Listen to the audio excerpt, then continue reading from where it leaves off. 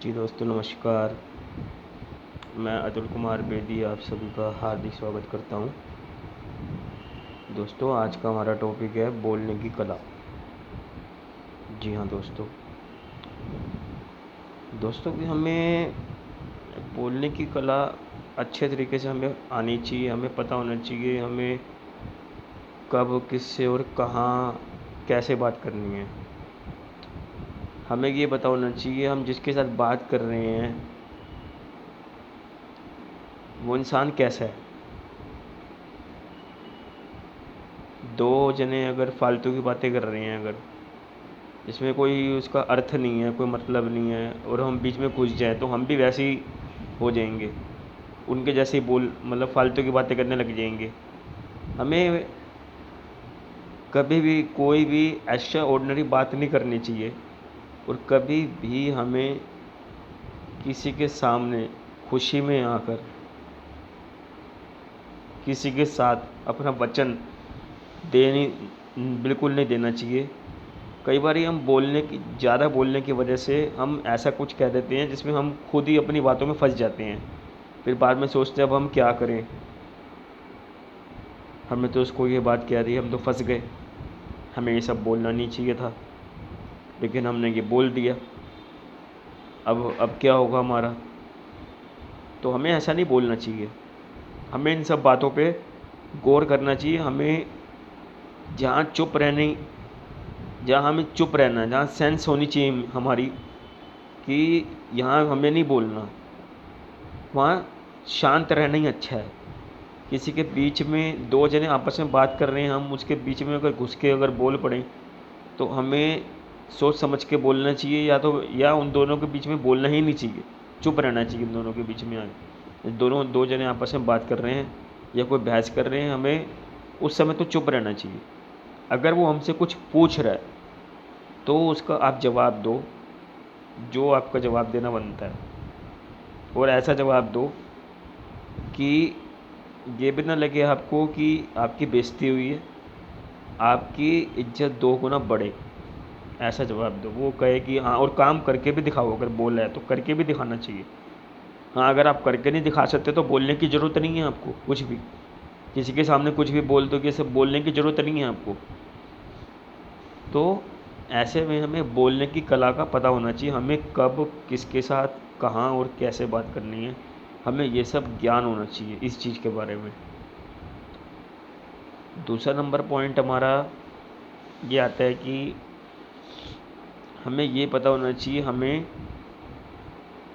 अगर सामने वाला कोई रईस बंदा है, अमीर बंदा है, अगर हम उसके साथ बहस कर रहे हैं बात बात में, अब उसको तो इतने सारे एक्सपीरियंसेस हैं,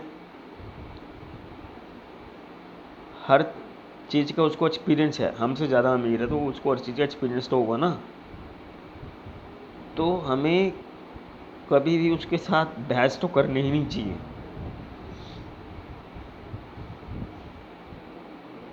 क्योंकि हमारा एक्सपीरियंस कम है, उसके एक्सपीरियंस ज़्यादा है। और आप सोच रहे हो कि मैं ये बोलूँगा कि अब हाँ में हाँ मिलन, नहीं, हाँ में हाँ भी नहीं मिलानी।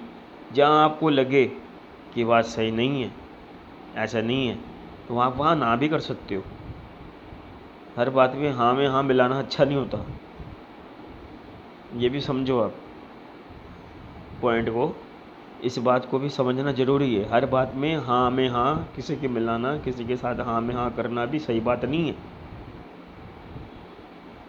तो हमें जो हमारा दिल कहता है या जो काम हम कर सकते हैं केवल वो ही बोलें। भाई जो हम काम कर ही नहीं सकते उसको बोलने की क्या ज़रूरत है आपको। कल को आप बोल के खुद ही परेशान होते रहो और खुद ही रोते रहो बैठ के, मैंने क्या बोल दिया, अब मैं क्या करूं। मुझे ऐसा नहीं बोलना चाहिए, क्योंकि कुछ लोग ज़्यादा बोलते हैं, ज़्यादा बोलने की वजह से खुद ही फंस जाते हैं बोलने की ज़्यादा, इतना ज़्यादा बोल देते हैं, इतना ज़्यादा बोलते रहते हैं कि वो अपनी बातों में खुद ही फंस जाते हैं। तो जो उनको इतना नहीं बोलना चाहिए था, फिर बाद में सोचते हूँ। तो ऐसे में हमें बोलने की कला का पता होना चाहिए, हमें कब कहाँ किससे और कितनी बात करनी है ये पता होना चाहिए हमें। चाहे हमारे एक्सपीरियंस है या नहीं है, जीरो है, तब भी हमें पता होना चाहिए इन चीज़ों का। जो हम काम कर सकते हैं हमें खाली वही बोलना चाहिए बस। इतनी बात की समझ हो, जो हम काम कर ही नहीं सकते, जो हमारे बस की नहीं है, वो हम अचानक ज़्यादा बोलने की वजह से हम बोल दें और बाद में हम उसी बात को लेकर रोते रहें, पछताते रहें, तो ये क्या फ़ायदा है रोने का, पछताने का। अब तो तुमने बोल दिया, अब तुम्हारी ज़बान की तो कीमत है, तो तुम्हें वो पूरा करके दिखाना पड़ेगा। फिर बोला क्यों, है कि नहीं? कम बोलो। और ये नहीं कि इतना भी कम बोलो कि मतलब सामने वाला कहे कि कुछ बोल ही नहीं रहा।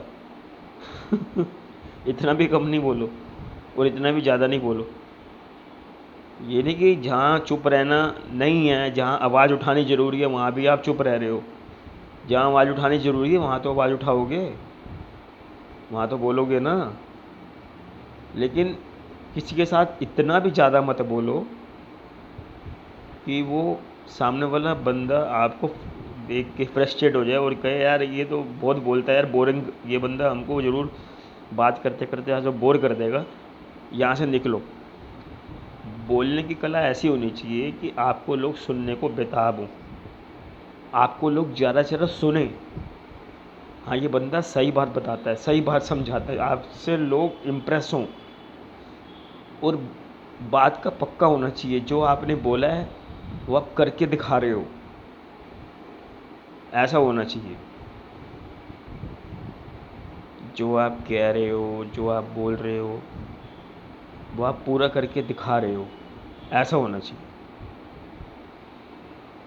ये नहीं कि जो आप कर ही नहीं सकते वो बोल दिया आपने, तो फंस जाओगे ना, जो मैंने अभी पहले बोली लाइन। तो समझो इन सारी चीज़ों को। तो बस ये कहना चाहता था, बोलने की कला अच्छे से आनी चाहिए आपको, चाहे आपको एक्सपीरियंस है या नहीं है, गुड बैड। ये मत सोचो कि आपके एक्सपीरियंस नहीं है तो आपने कुछ बोलना ही नहीं है, बोलना तो पड़ेगा, बिना बोले तो काम चलेगा नहीं दोस्तों। और जहाँ नहीं बोलना, जहाँ चुप रहने से काम चलता है, वहाँ चुप रहना भी ज़रूरी है। जहाँ दो चार बंदे बात कर रहे हैं, वो कह रहे हैं शांत रहो, आप बीच में मत बोल, तो आपको शांत रहना है, वहाँ बोलना नहीं है। उठ के ज़्यादा आपको प्रधानमंत्रीगिरी नहीं करनी किसी के आगे, ये समझो पॉइंट को, ठीक है। बोलने की कला आनी चाहिए, हमें किसके साथ कब कहाँ और कैसे और कितना बोलना है ये पता होना चाहिए। धन्यवाद दोस्तों। मेरी बात अगर आपको पसंद आए तो मेरे यूट्यूब चैनल को सब्सक्राइब कर देना और मेरी वीडियो को ज़्यादा से ज़्यादा शेयर करना, वीडियो को लाइक और मेरे यूट्यूब चैनल को सब्सक्राइब और शेयर इस वीडियो को ज़रूर करना ज़्यादा से ज़्यादा, ताकि सबको पता चले कि मैं क्या समझा रहा हूँ इस वीडियो के अंदर। ओके दोस्तों, जय हिंद, जय भारत। धन्यवाद दोस्तों।